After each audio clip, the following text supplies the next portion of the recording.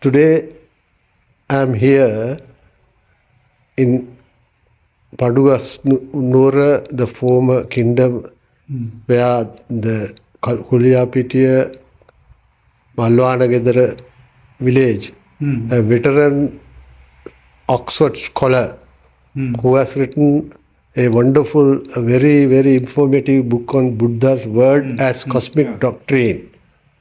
It means it gives an emphasis on modernity of Buddhism about a treatise on universal peace message to mankind.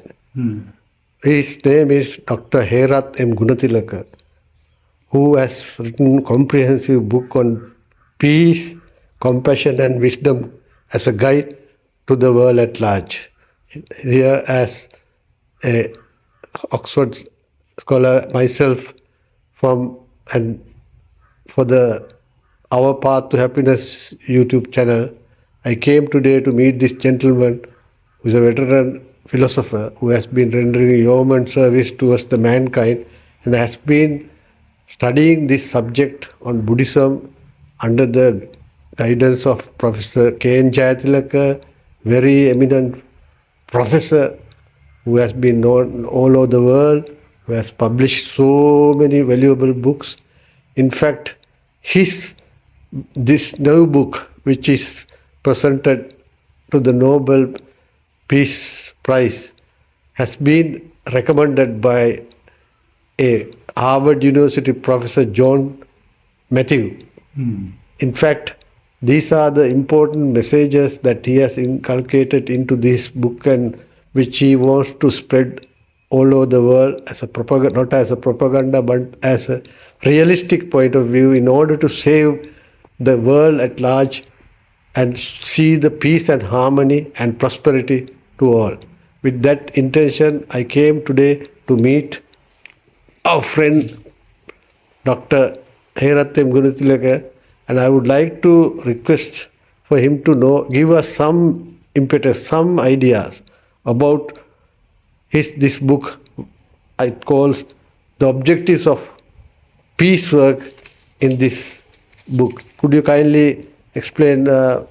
Herath, about this, Dr. Herath, on this subject, on question, please? This doctrine, preached by the Buddha to unravel the righteous way of life, or correct decorum, to eliminate ignorance.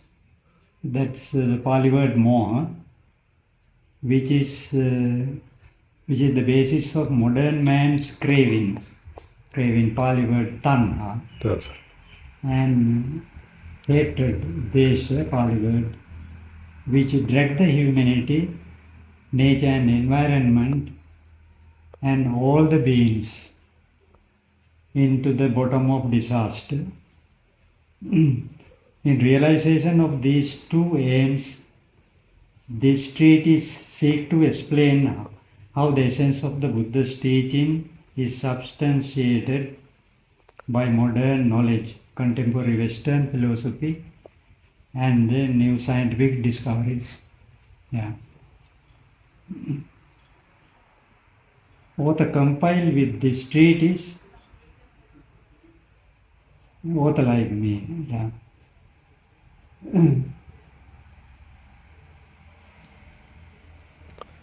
I compiled with this treatise as a lay disciple of the Buddha.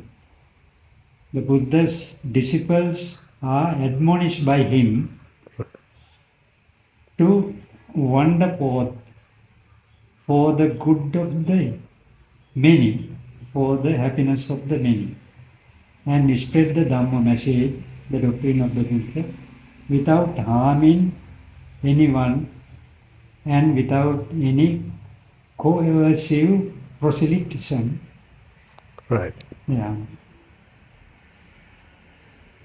The message of the Buddha, this glorious cosmic doctrine and philosophy, whose value and full significance the world has yet to realize.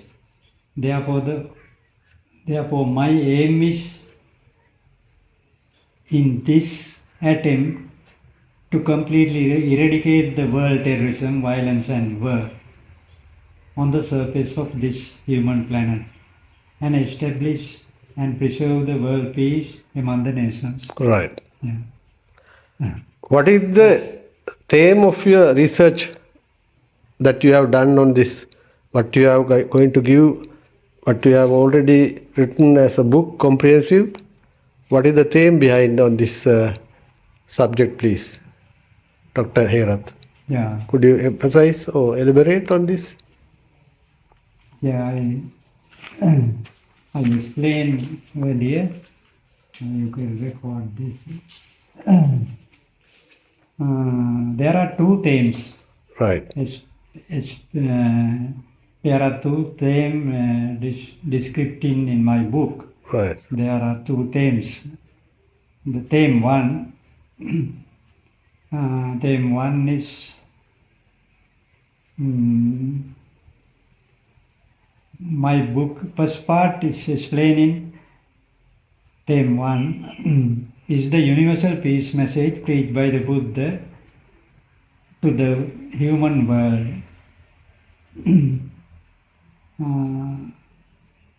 This theme describes that the peace is a central concept in the cosmic doctrine of the Buddha. The doctrine is suited to any time and could be grasped even at modern times. The first 8 chapters of this section depicts various attitudes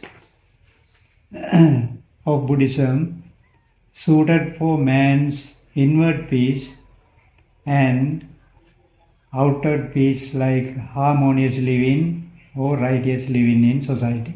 Right. Yeah. The second theme is Yes. explaining in the second part of the book is about Buddhist explanation of the universe, man and his destiny, and it contains 4 chapters. These chapters describe the fundamental doctrines of Buddhism, giving an account of the cosmos, nature, and destiny of man in the universe. Yeah. Well, now, can you answer this question as to how Buddha's doctrine regarding the world peace, how do we maintain according to your book? Regarding the world peace, Real because peace. The people like to peaceful world, but they are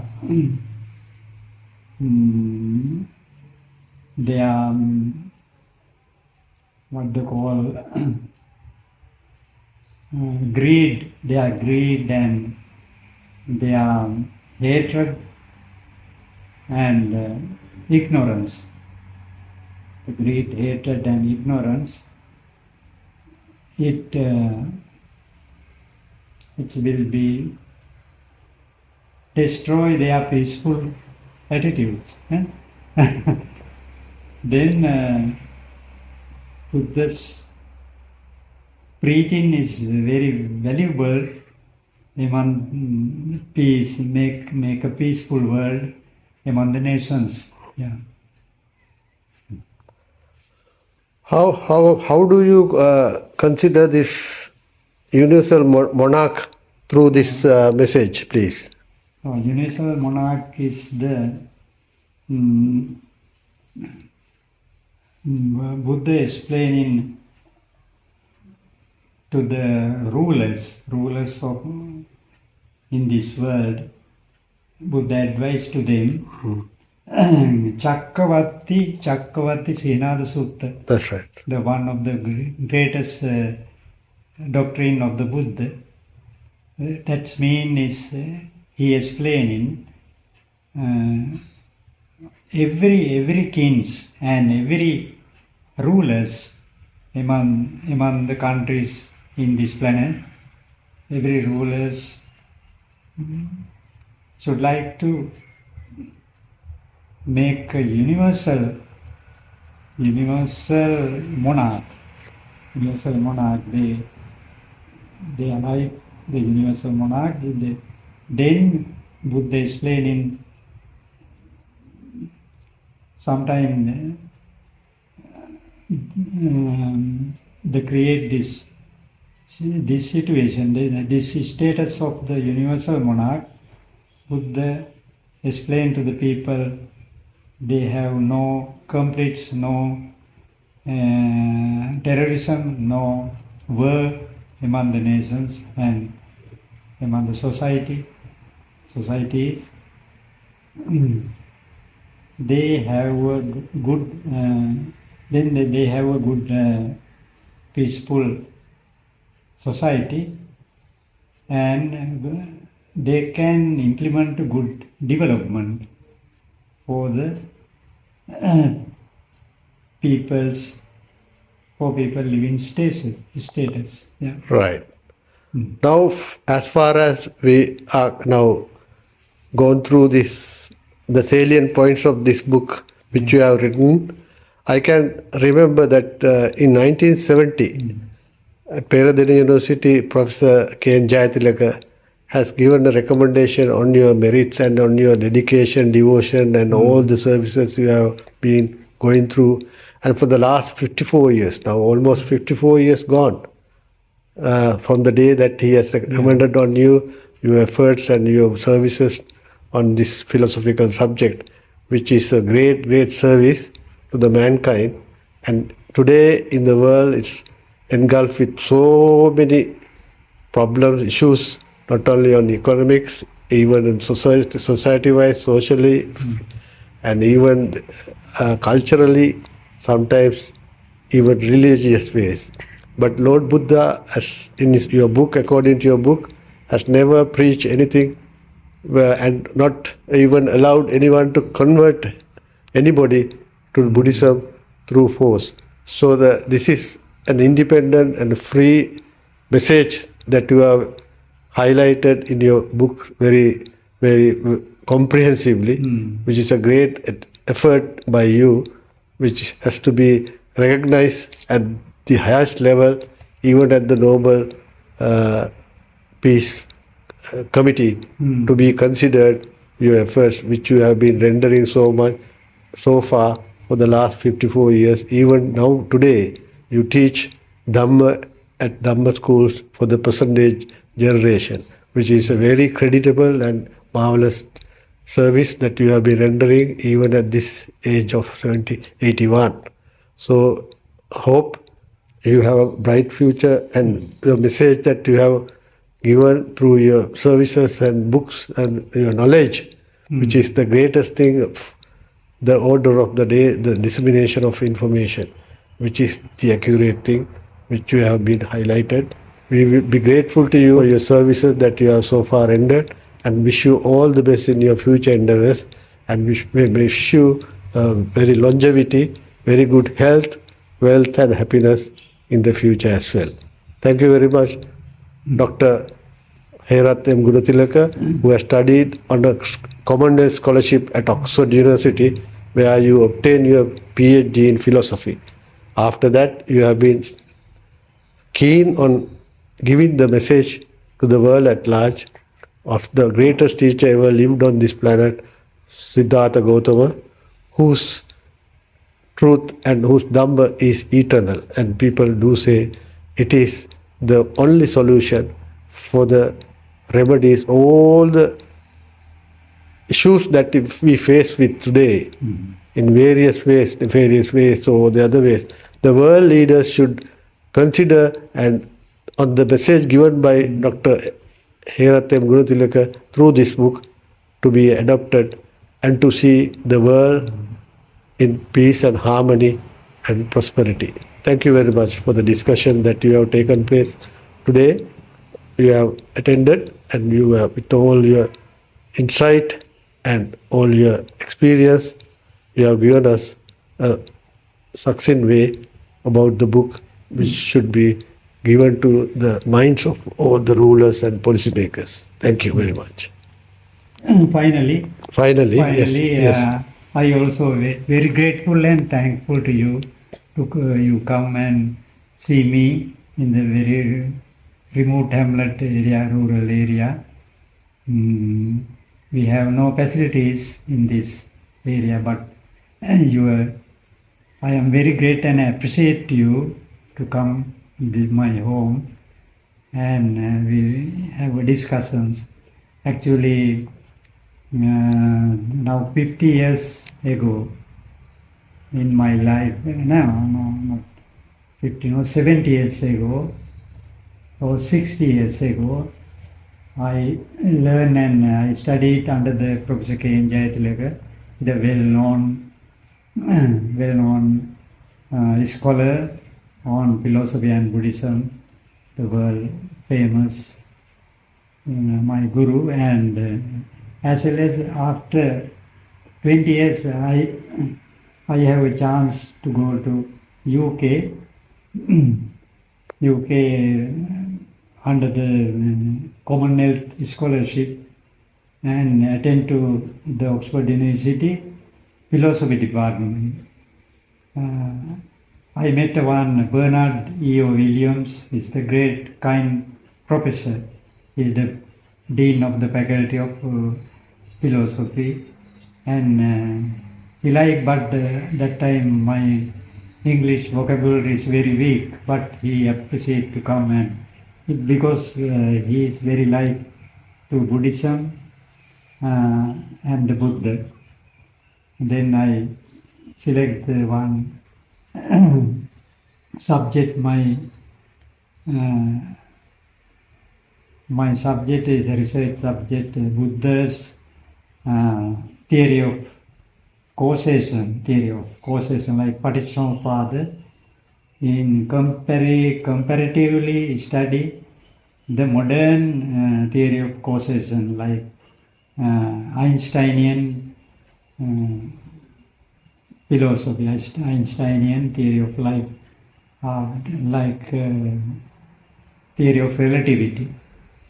And I did the comparative study, applied the coherence theory in the Buddhism philosophy, in the subject of theory of knowledge in philosophy. Please very appreciate my thesis. Firstly, I wrote that in Sinhala, my native language. After translate into English, it's the good. He is very appreciative of my research thesis. Right. Yeah, I'm very grateful to you to come and see me, Dr. Jayant. I wish you to everything success in future life, and I wish you a good health. Thank you very much. And we are concluding this discussion that we had today. Thank you very much and wish you again all the best in your future. Apart from the recommendation given by Professor John Matthews from the Harvard University, Dean of the Faculty of Theology and Religion, Professor Bernard Williams, the Director of Graduate Studies, Faculty of Philosophy at the University of Oxford, says, I quote, "Before, never ever done by any research scholar like this research work. Then only the comprehensive study in the field of ancient Buddhism and the comprehensive contemporary Western thought on the philosophy of cosmology," which I unquote. So the author's devotion, dedication and perseverance on this field for so many years of research has been highly recognized, acclaimed. Even Professor Richard Gombrich, is a very old professor at Oxford University on Buddhism and Pali. People like them, apart from my recommendation as well, are the important salient points in order to consider most reasonable way in awarding the Nobel Peace Prize. Hope the 21st century, this most remarkable and most important message of the Buddha, that middle path, needs to be adhered to for the sake of mankind and for the sake of future prosperity.